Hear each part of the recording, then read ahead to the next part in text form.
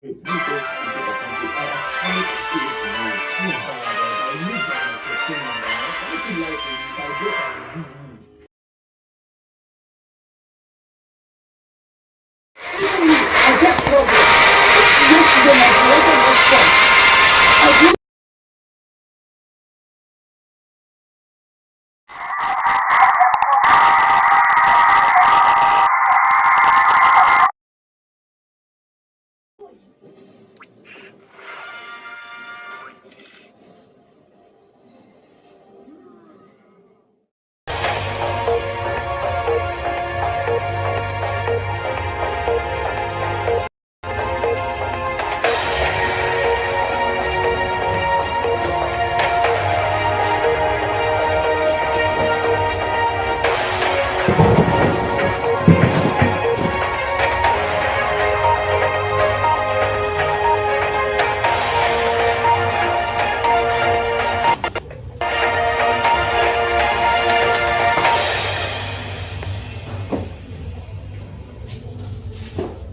Tonight at 6, Donald Trump is set to become the third US president in history to be impeached by the House of Representatives. Democratic lawmakers are expected to prove two impeachment charges against the Republican president today, also tonight. Australia endures the hottest day on record as the national average temperature reaches a high of nearly 41 degrees Celsius. The Supreme Court of India says that it will take up positions against a new citizenship law next month as anger against it grows. A court in Japan orders a TV reporter to pay $30,000 in damages for a journalist who accused him of rape. And coming up in sport, the clock ticks down towards the 2022 World Cup as Qatar is preparing for a dress rehearsal before the Club World Cup as clubs and teams arrive in Doha. And as opposite news turns 3, we'll look back on some of the best moments from the past 3 years.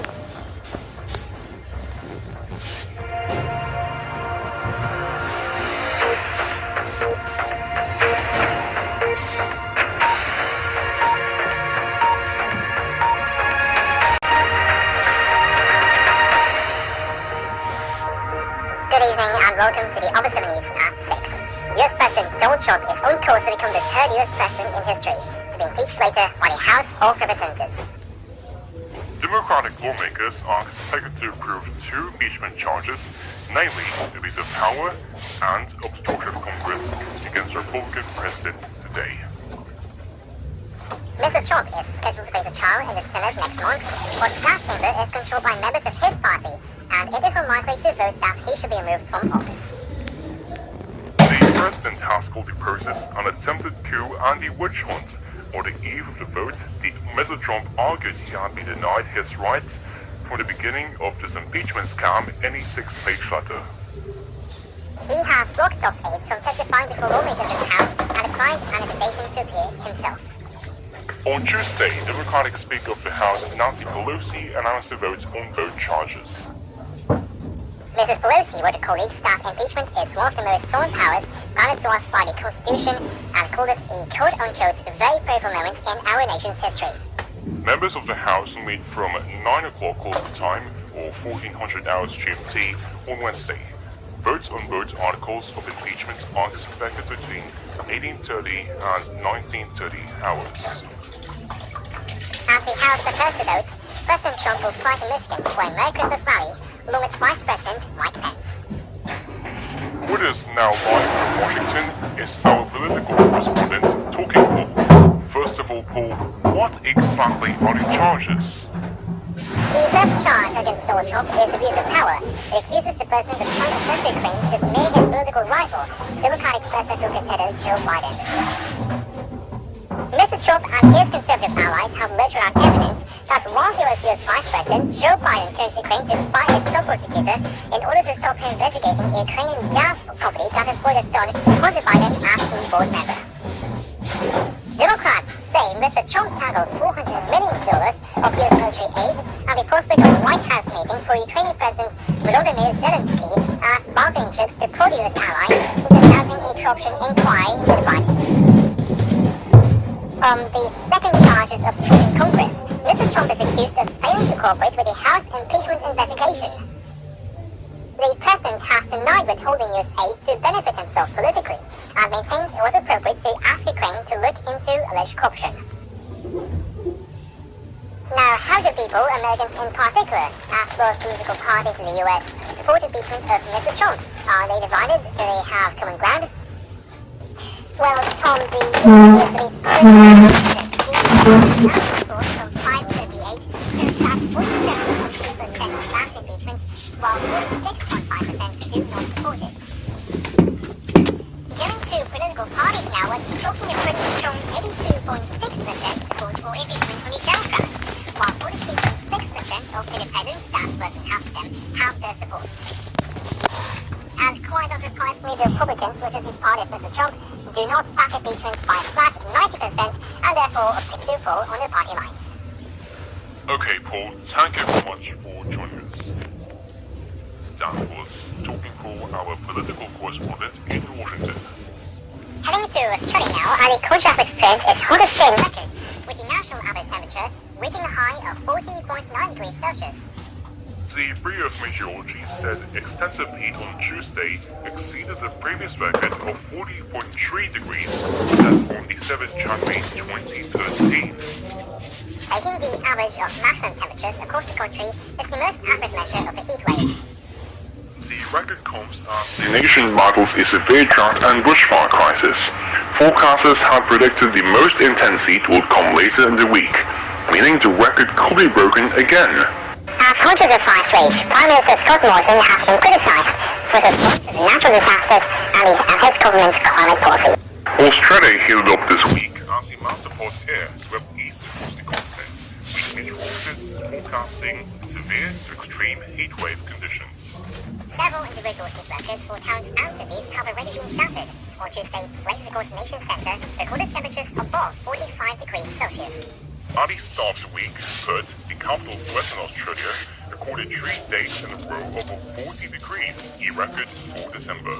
The dominant climate driver behind the heat has been a positive Indian Ocean dipole, an event where sea surface temperatures are warmer in the western half of the ocean and cooler in the east. The difference between the two temperatures is currently the strongest in 60 years.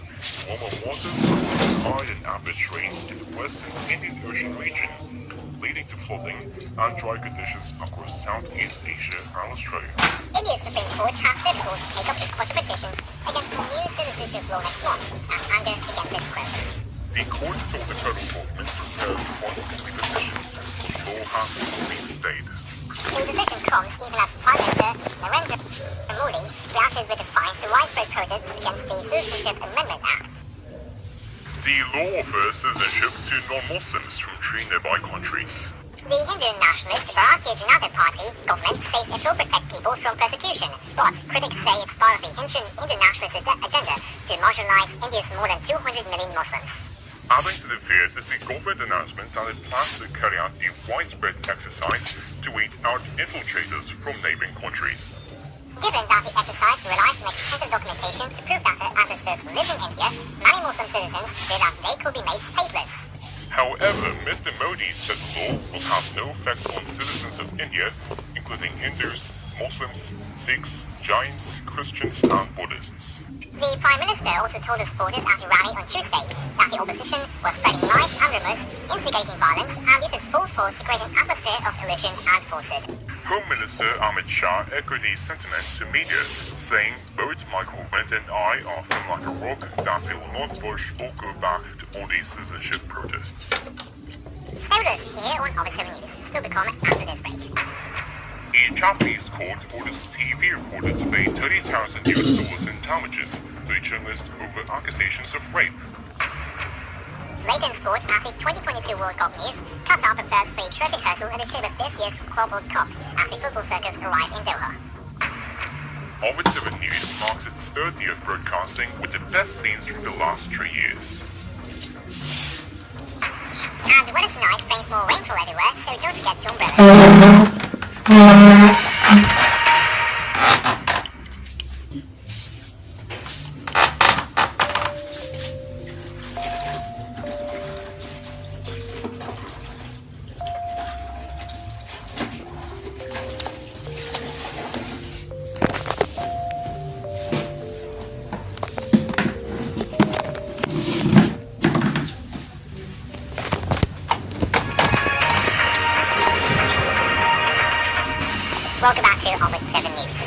Japanese court has ordered the high-profile TV reporter to pay 3.3 million yen or $30,000 in damages to a journalist who accused him of rape. She also alleged that Noriyuki Yamaguchi raped her in 2015 while she was unconscious. Prosecutors said that there was not enough evidence for a criminal case, so Ms. Ito wrote a civil case. Ms. Ito has become a symbol of the Me Too movement in a country where people rarely avoid sexual assault. 30-year-old Ms. Ito said that she was so happy on the verdict. She also held a sign which read victory after the verdict was announced. But in a news conference hours later, Mr. Yamaguchi said he planned to appeal and he again denied the rape allegations. According to Ms. Ito, 53-year-old Mr. Yamaguchi, who was said to have close ties with Prime Minister Shinzo Abe, invited her to dinner to discuss a possible job opportunity in 2015. She suspects she may have been drugged, saying that when she gained consciousness, she was in a hotel room and he was on top of her. Ms. Ito was an intern at news agency Reuters when the alleged rape occurred. Mr. Yamaguchi was then a Washington bureau chief for the Tokyo Broadcasting System, a major media firm in Japan. Investigations were opened but then dropped by police, citing insufficient evidence. Ms. Ito said police forced her to enact the alleged rape with a life-size doll while male officers looked on. A 2017 government survey found that only 4% of rape victims reported the crime to the police. Now it's time for these sport news around the world with Talking Angela. Angela? Hello Dan, welcome to the Sport News. Well, the top story right now is that just on the 3 years away for the 2022 World Cup, Capitals are preparing for a jersey rehearsal as English Premier League clubs Liverpool and Brazilian team Flamengo arrive in Doha for the 2019 Club World Cup.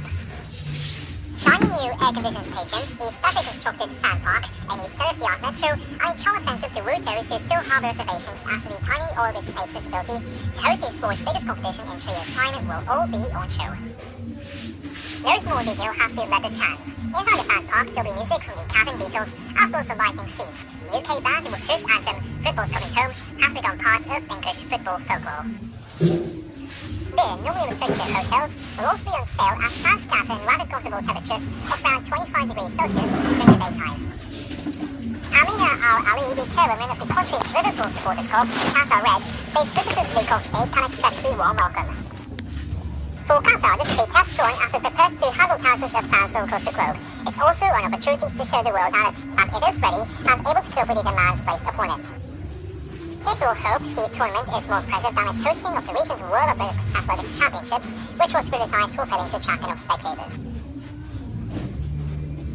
In other news, darts player Alan Shark entered the history books Tuesday when she became the first woman to beat a man in a World Championship match. Shark battled back from 2 sets to 1 down to seal the victory over Ted Everett at the Professional Darts Corporation event at Alexandra Palace in London, sending the crowd wild. The BBC Men's World Championship features 96 players each year, and there are 2 spots for women. Hold on a second on this short on time. Anyway, Shark served the decision to allow mixed competition that women just need more opportunities to prove ourselves. She said that she didn't remember much about the match, but enjoyed every minute of it. The 25-year-old has become one of the top female players in the world and her star continues to rise. Shark became the 5th woman to compete in the World Championships, and the 14th pathway for qualification was created for women this year. She qualified by winning the UK and Ireland women's qualifying event in November. I'm so sorry, Angela, but I have to leave you there right now because we have breaking news over in the US about Donald Trump, and he has become the 3rd US president in history to be impeached by the House of Representatives, meaning that a trial will be set up in the Senate that will decide whether he remains in office. The House called for votes on the 2 charges. The first, abuse of power, stemming from Mr. Trump's alleged attempt to pressure Ukraine to announce investigations into his Democratic political rival, Joe Biden. The second charge is the obstruction of Congress because the president allegedly refused to cooperate with the impeachment inquiry, withholding documentary evidence and buying his key aid from giving evidence. We'll go back now to our political correspondent, Talking Paul, who is in Washington for more on this story. Paul, how were the votes? Well, Tom, then the vote for the first article of impeachment, abuse of power, was passed 230 votes to 197, and the second for obstruction of Congress, 229 votes to 198. Both votes fell along party lines, with nearly all Democrats voting for the charges and all Republicans against. Now, what did members of the House of Representatives say during the 10 hours of partisan debate? Democratic House Speaker Nancy Pelosi over the debate and said that, quote, for centuries, Americans have fought and died to defend democracy for the people, but very sadly now our founded version of a republic is under threat from actions from the White House, unquote. And she also said that, quote, if anyone act now will be derelict on duty, it is tragic that the president's reckless actions make impeachment necessary. He gave us no choice, unquote. Democratic Representative Joe Kennedy, a proud nephew of President John F. Kennedy, used the speech to address his children directly, explaining his decision to vote for impeachment. Quote, dear Ali and James, this is a moment that we read about in your history books, unquote, the Massachusetts congressman said. He went on to accuse the president of, quote, using his power as a weapon against his own people, unquote. Bill Collins, the top Republican on the House Judiciary Committee, accused Democrats of conducting an unfair and illegitimate inquiry. He said that, quote, this is an impeachment based on presumption. This is a protested impeachment about what actually sells to the American people, unquote. Republican Guy Largeno compared the impeachment process to the fate of Jesus Christ. He said that, quote, during that sham trial, Pontius Pilate reported more rights to Jesus than Democrats have afforded this president in this protest, unquote. I'll also tell you about demonstrations that took place on the streets. Hundreds of people gathered in Times Square, New York on Tuesday night, and they were chanting, quote, tell me who's above the law, nobody's above the law, unquote. Now, what about Donald Trump himself? Where was he during the impeachment and what was his say of the impeachment? Well, as voting took place, President Trump was addressing a campaign rally. He told the chain crowd in Battle Creek, Michigan that, quote, while we're creating jobs and fighting for Michigan, the radical left in Congress is consumed with envy and hatred and rage. You see what's going on, unquote.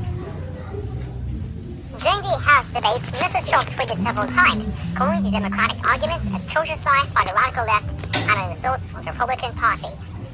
Now, what will happen after Mr. Trump is impeached by the House and the trial is set up in the Senate? Will they decide that he'll be acquitted? Most likely, Thomas, the Republican Party's majority in the Senate make it highly likely the president will remove from office when senators cast their votes. Republican Majority Leader Mitch McConnell last week said that Republican senators would act in total coordination with the president's team during the trial, outraging Democrats who pointed out that senators are obliged to act as impartial jurors. Ms. McConnell will be the one who decides the rules for the trial and which witnesses will testify. It's due to address his Saturdays on Thursday. Thank you so much again for our political correspondent talking for in. Now, we could have continued these sport news, but since we're now running out of time, we'll have to leave that for the time being. Speaking of time, it's been 3 years since Entatement News was launched back in 2016. Since then, we've delivered these to you, always spitting it first where it happens. Let's take a look back at some of the best moments of what is now Entatement News.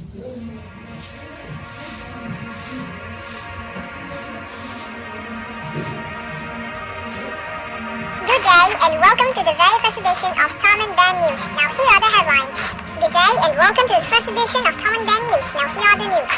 Truck rode into a Christmas market in Berlin on Monday, killing at least 9 people in what German authorities are treating as a possible terror attack.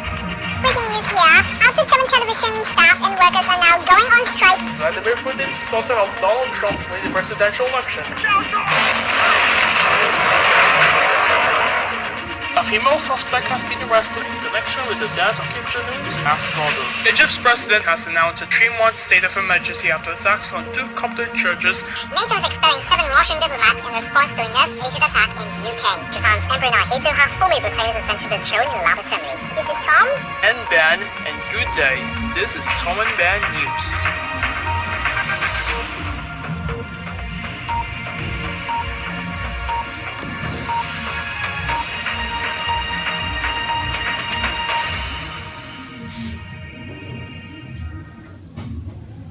Good day and welcome to Tom News. Now here are the news. Oh, whoops, wrong line. Anyway, so we're now with Talking Ginger. You didn't hear anything, Ginger. Absolutely nothing.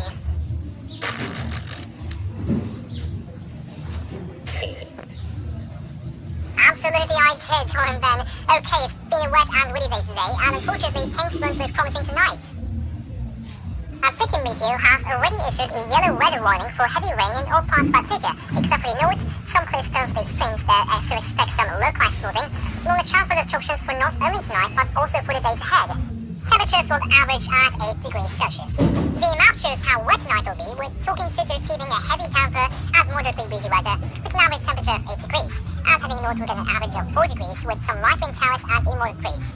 For the west, expect the worst of the night with strong winds and heavy rain and an average of 7 degrees. 9 degrees and light wind showers with moderate breeze is expected for the east, and the south gets 10 degrees average and strong winds with light rain showers. Moving over to tomorrow now, and we'll see that the rains have gotten weaker in almost every area but the southeast. The rain in Talking City reaches light wind showers with a gentle breeze and an average temperature of 8 degrees.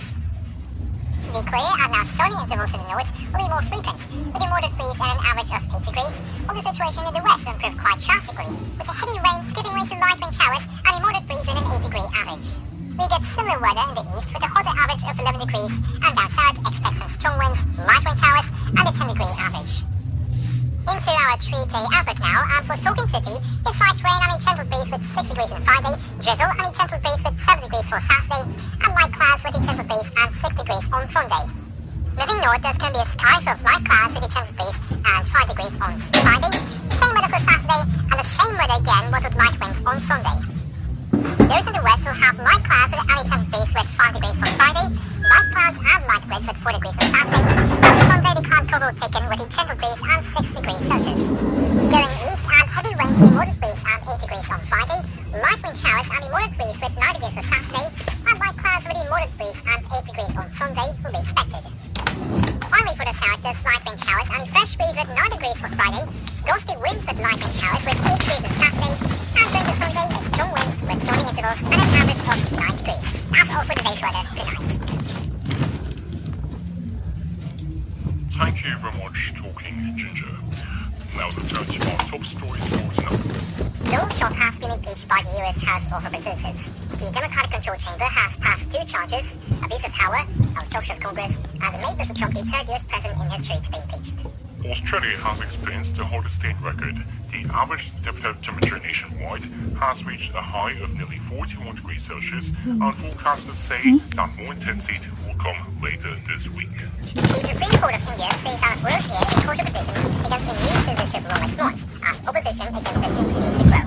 And the Japanese court has ordered the TV reporter to pay 3.3 million yen or $30,000 in damages to Shiori Ito, a journalist who accusations of rape back in 2013.